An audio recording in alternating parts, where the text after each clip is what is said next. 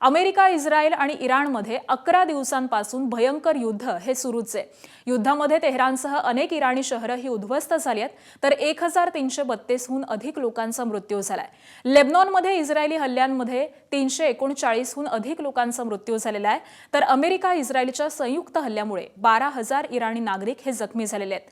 11 दिवसांच्या युद्धामध्ये इराणचं नौदल, वायुदल जवळपास नष्ट झालंय। इराणचे जवळपास 51 जहाजं अमेरिकेनं बुडवलेली आहेत।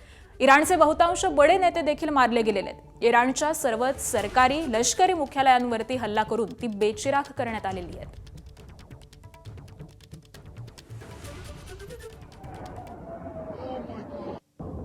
आणि दरम्यान या युद्धाच्या झळा जगाला बसू लागलेल्या असतानाच अमेरिकेचे अध्यक्ष ट्रम्प यांनी मोठं वक्तव्य केलंय।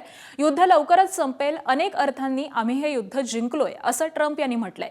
इराणचं नौदल, वायुदल आम्ही बेचिराख करून टाकलंय। इराणच्या 5,000 ठिकाणांवरती आम्ही हल्ला केला।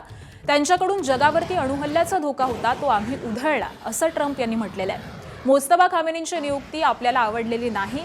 कट्टरतावाद विचारसरणीचे उरले सुरले इराणी नेते देखील लवकरच मारून टाकू असं ट्रम्प यांनी म्हटलेलं आहे।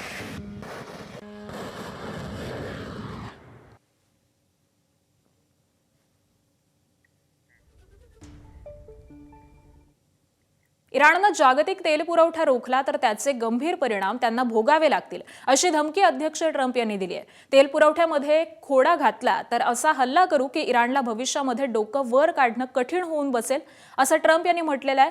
युद्धाचा जागतिक तेल पुरवठ्यावरती परिणाम होऊ देणार नाही असं देखील त्यांनी म्हटलेलं आहे। होर्मुझच्या सामुद्रधुनीमधून तेलाची वाहतूक करणाऱ्या जहाजांना अमेरिकन नौदल सुरक्षा देईल असं त्यांनी सांगितलं।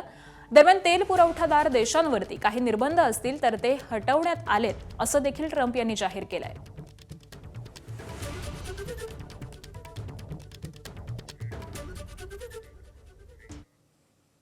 आणि एक मोठी अपडेट, इराणची राजधानी तेहरानवरती अमेरिकेनं मोठा हल्ला चढवलाय। अमेरिकेनं इस्रायलचा तेहरानवरती प्रचंड असा बॉम्बवर्षाव केलेला आहे। इराणच्या पूर्व भागामध्ये रहिवासी भागावरती हा हल्ला झालेला आहे। तेहरानमध्ये हा हल्ला झालाय आणि या हल्ल्यामध्ये 40 जण हे मृत्युमुखी पडलेले आहेत। इराणमधील युनेस्कोच्या हेरिटेज साइट्सचं देखील यामध्ये प्रचंड असं नुकसान झालेलं आहे। गेल्या 11 दिवसांपासून हे हल्ले सुरू आहेत आणि यानंतर इराणची राजधानी तेहरानवरती देखील पुन्हा एक मोठा हल्ला अमेरिकेकडून करण्यात आलेला आहे, ज्यामध्ये जवळपास 40 जणांचा मृत्यू झालेला आहे। आणि त्याचबरोबर इराणमधील युनेस्कोची हेरिटेज साइट याचं देखील मोठ्या प्रमाणात नुकसान झालंय।